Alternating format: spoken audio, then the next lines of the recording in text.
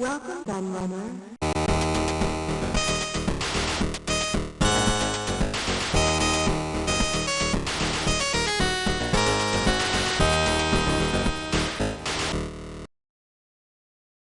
This is an amazing exclusives episode that I've been meaning to make for some time now, but I have to confess that it was my lack of Game Boy Advance knowledge that held me back. You see, I was living abroad when the GBA came out and video games just weren't an interest of mine at that time. I was too busy working and partying. By the time I came home it was being replaced by the Nintendo DS, which I did end up owning, so the handheld totally passed me by. My very limited experience with the GBA is confined to playing on other people's units at retro events and just a handful of games. I always meant to add one to my collection, but just never got around to it for some reason. Given my total lack of knowledge, I was very surprised by what I saw when I started researching this video, because the Game Boy Advance library seems to be jam-packed with sequels and spin-offs to almost every popular video game franchise that existed in the 80s, 90s and early noughties, with Sega having a starring role. In fact, I discovered so many awesome Sega games for the GBA that I could have just made a Sega-only list. I desperately tried not to do that, but it's fair to say that the following lineup is still heavily slanted towards the Japanese giant.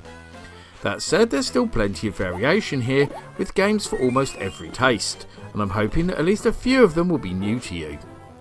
So let's stop with the waffle then, shall we, and get going with the games.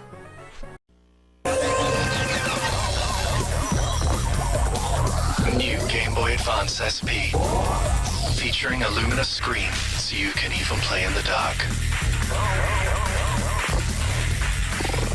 There's a rechargeable built-in battery. It plays your favorite Game Boy Advance titles. And it's compact, so it's ready to go. I mentioned in the intro that I could have easily filled this list entirely with Sega games, so it seems only right that I start with one. Well, I say that, but in actual fact the company had nothing to do with this one other than licensing the IP, because believe it or not, they weren't actually interested in publishing it, leaving it to Treasure themselves in Japan and Ubisoft in the West.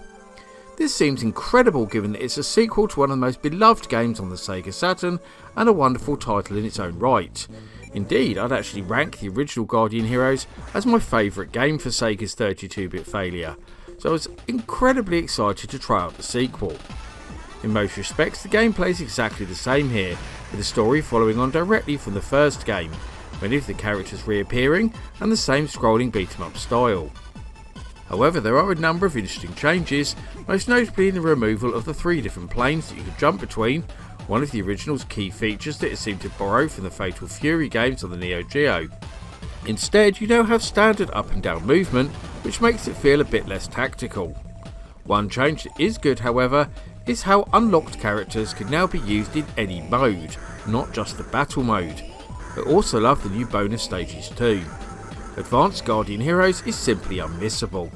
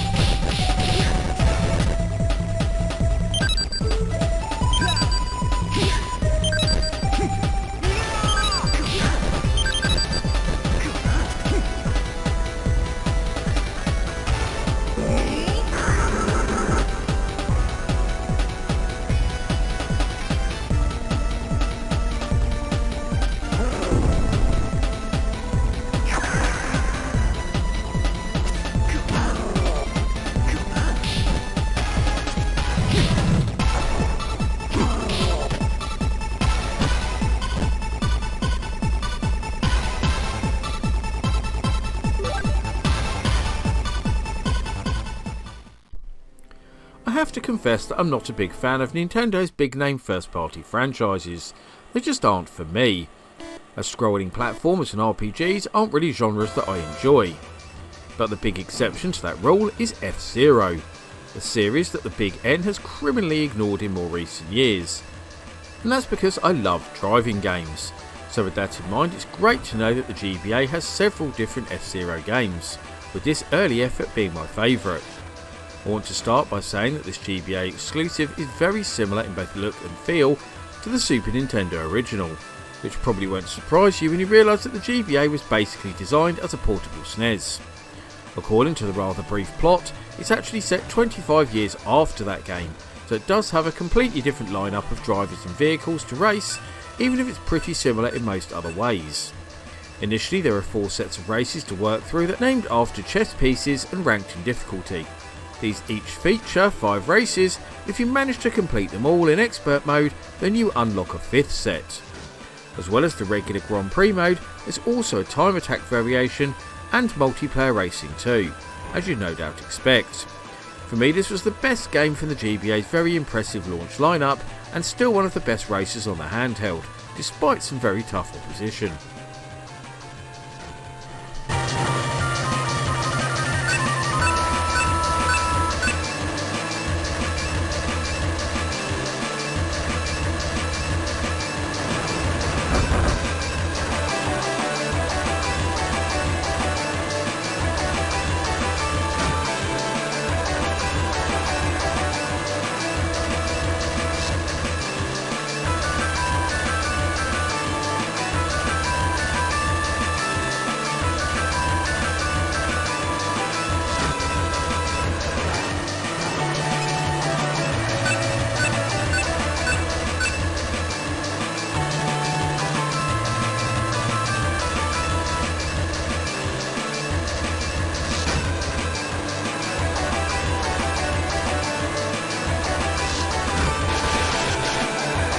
I think it's fair to say that when you think of puzzle games for a Nintendo system, especially a handheld, then you probably think of Tetris and possibly Dr. Mario. But I'd much rather talk about the fact that Game Boy Advance has its own exclusive Columns game, a franchise I fell in love with for the first time I picked up a Sega Game Gear. This one starts with a selection of 5 different modes of play: standard columns versus CPU, flash columns, multiplayer on a single console, or link-up cable. You also have all the game options too, like being able to change difficulty, different gem types, and such like. There's also the same traditional match 3 gems vertically, horizontally, or diagonally gameplay too here, where you try to stop the gems reaching the top of the screen. So what's actually different then, I hear you ask?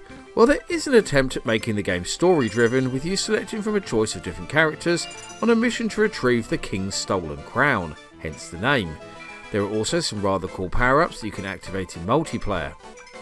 The most obvious change for me though is a visual one, with the animated backdrops and pre-rendered sparkly gems. So does Columns Crown really do anything new then? Not really. It's the same tried and tested formula, but I honestly don't have a problem with that, as Columns is as addictive here as it was anywhere else.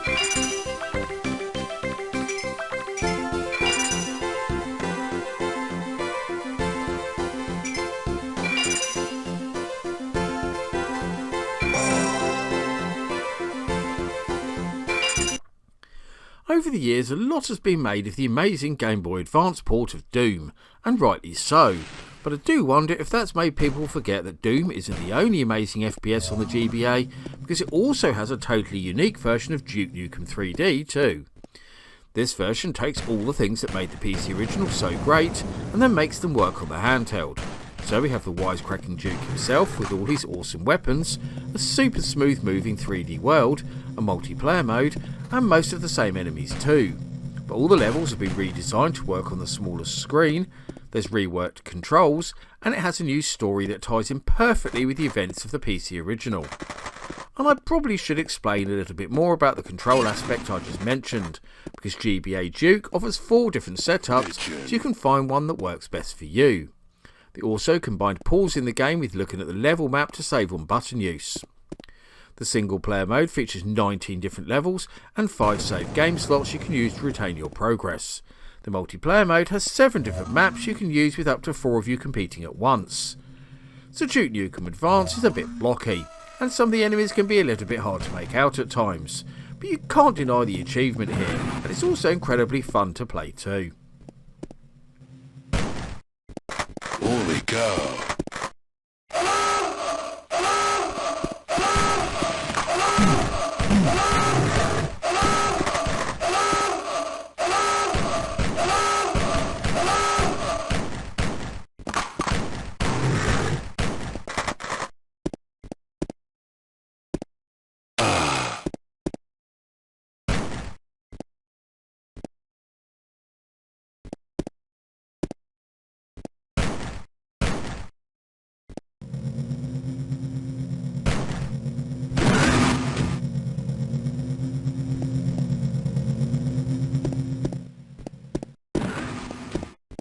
Damn.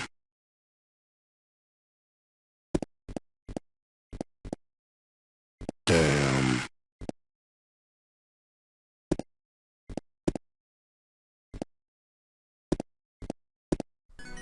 Given what a huge success Sonic's Spinball was for Sega on the Mega Drive, it's actually quite shocking that they didn't make any sequels on their own hardware, and we didn't actually get another Sonic themed pinball game until this title came out for the Game Boy Advance in 2003.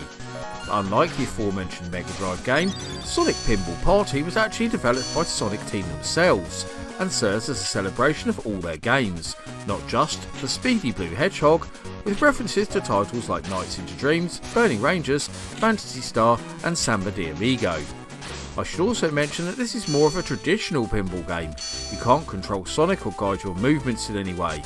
Essentially there are 3 different tables here, but there are variations on these for all the different characters, and both single and multiplayer modes too.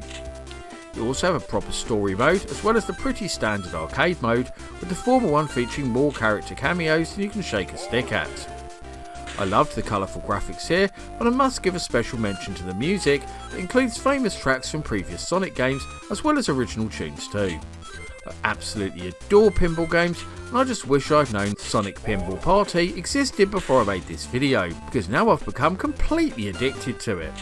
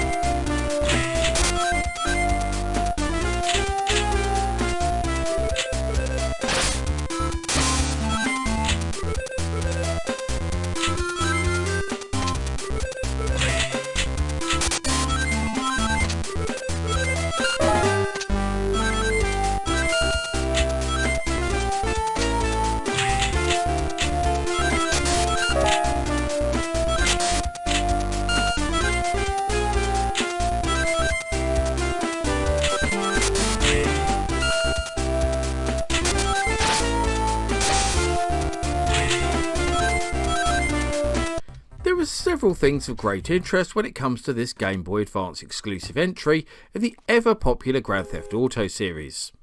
Firstly, there's the fact that it's a top-down 2D affair in the style of the original PS1 games, in a time when the franchise has moved into 3D, which leads me on to my second point, and that is the setting of GTA Advance, Liberty City, the same as Grand Theft Auto 3.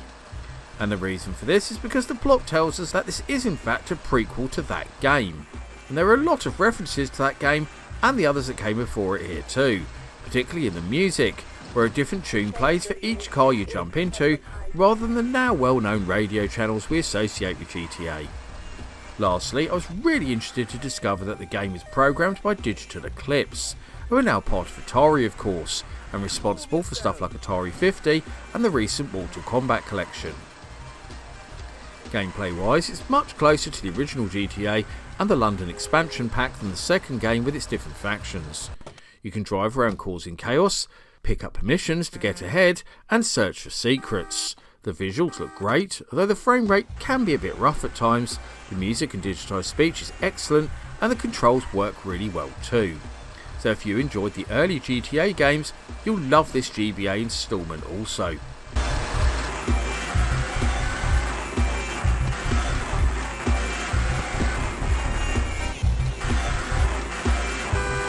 Find the car.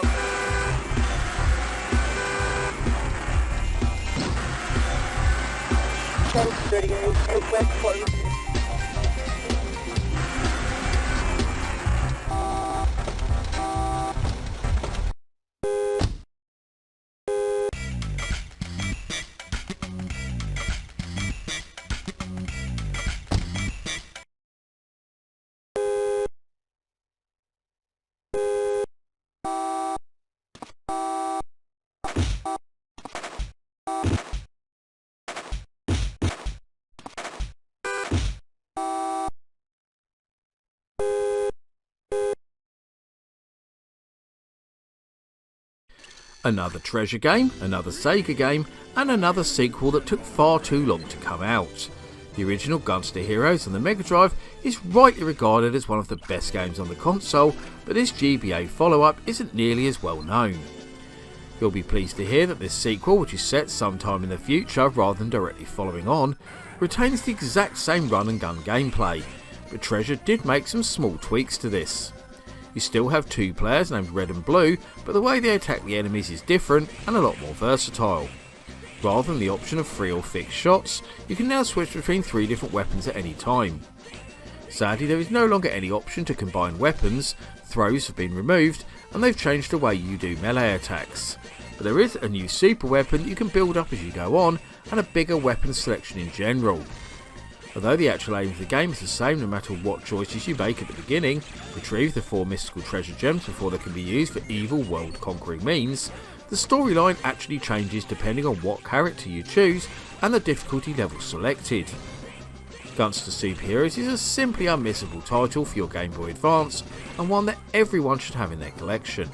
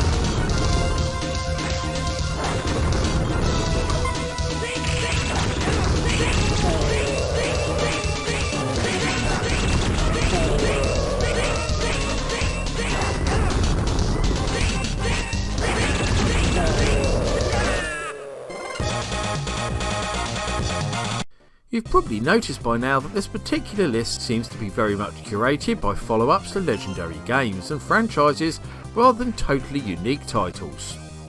This probably says a lot about my unfamiliarity with the GBA library and what games instantly stood out and appealed to me when I was looking at a list of exclusives for the handheld.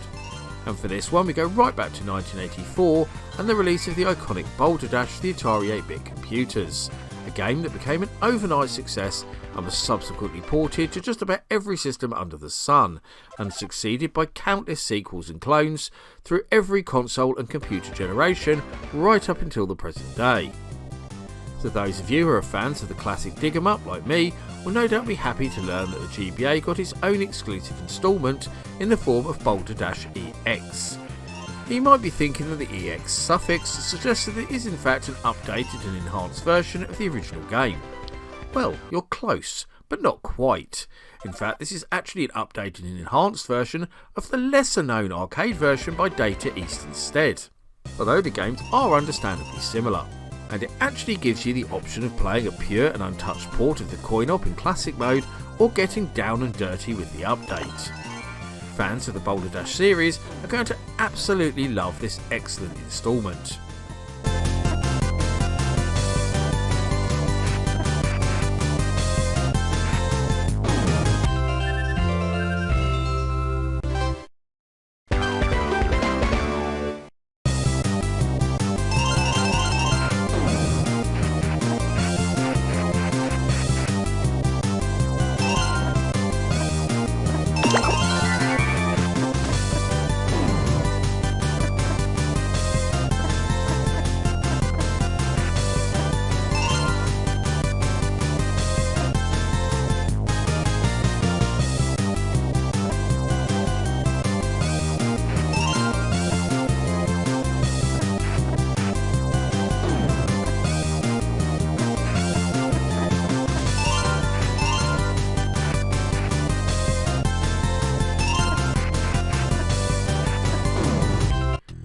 Back in 2002, then owners of the Williams Electronics IP, Midway, decided to reboot one of the company's greatest games, Defender.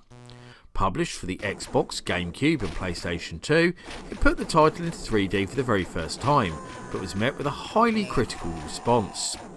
Many felt it deviated too much from the original source material and didn't do justice to a true classic.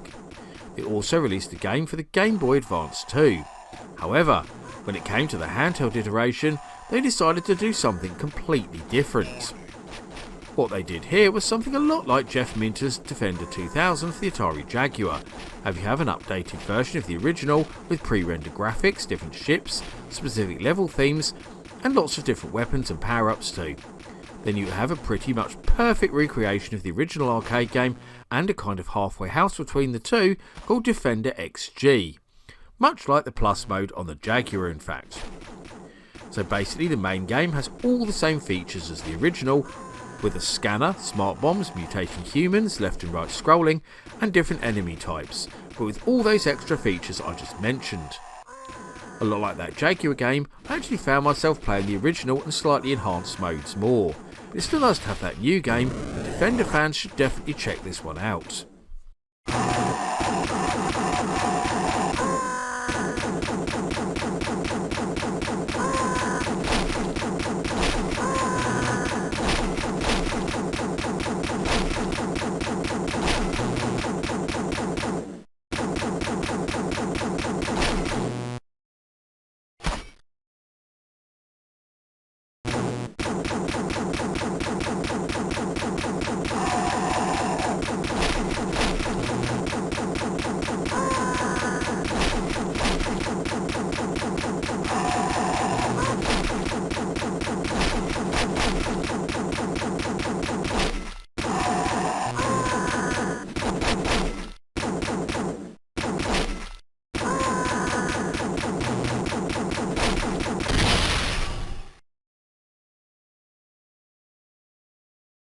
I didn't really want to put two scrolling beat-em-ups in this list, as I like to have as much variation as possible, but I just couldn't leave this one out, as it's my all-time favourite Game Boy Advance game and also a system exclusive.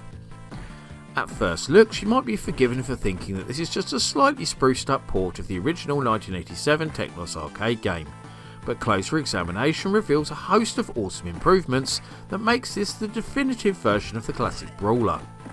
Firstly, we have 4 more stages, a very welcome addition indeed, and some big visual upgrades for all the existing ones too. Then we have a host of new moves for the Lee brothers, which are all taken from other Double Dragon games, as well as its prequel Renegade. And new weapons to smash the enemies around the head with too, including nunchuckers and kendo sticks. A host of new enemies have also been included, which includes some foes from other Double Dragon games, and this includes boss characters. That's not all either, as there are also some new game modes including survival mode and a team up mode where you can play as both Billy and Jimmy on your own. This game really is a Double Dragon fan's dream, and I really can't wax lyrical more about it. The new graphics are gorgeous, the music is as good as ever, and the gameplay just can't be beaten, especially when you link up with a friend.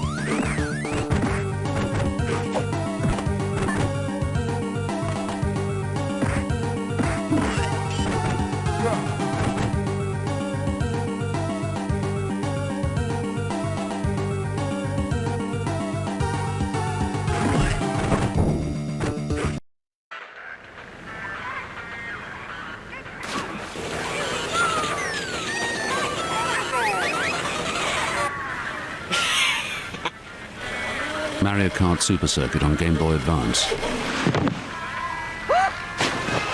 4 players, no rules. And that rounds up my look at 10 amazing Nintendo Game Boy Advance exclusives. But which one of these awesome games are you most looking forward to playing, or are there some titles of your own that you want to suggest to me and my audience? I always love to hear the thoughts and opinions of my viewers, so please get typing in that comments section. Before I go though, I must thank all of my loyal patrons and YouTube members for continuing to support my channel and make videos like this possible. However, I must give special thanks to the following people in particular for their much appreciated pledges: CPC Magnetic Media, Black Siren, James Welch, Wesley K, Glacier 9, Cellphone Smartphone, Timu Mackie, Tillboy 2011, Andrew Christensen, Brendan O'Neill, Hunter Bungay, Krispy Kreme, Richard Tate, Sarah B, Craig, Cole Cloping, John Alberino, Richard Baker, Bernard Santu, Mins, Martin Wiggins, Mark Strickland, Ben P. Stein, Toby Kitson, Paul Daniel, Grady Haynes, Carl Olsen, Seth A. Robinson, Classic Gamer 74, D. Vaughan, Marco, and Electron Star Collapse. If you also want to help support this channel, then you can now join as a member for as little as £2 a month, where you'll get access to exclusive videos and updates and much more besides. Just click the button on my community page to get started. My Patreon is also still available if you prefer to support me in other ways too. I've been the Laird, and thank you for watching, and I'll see you all again for another video very soon.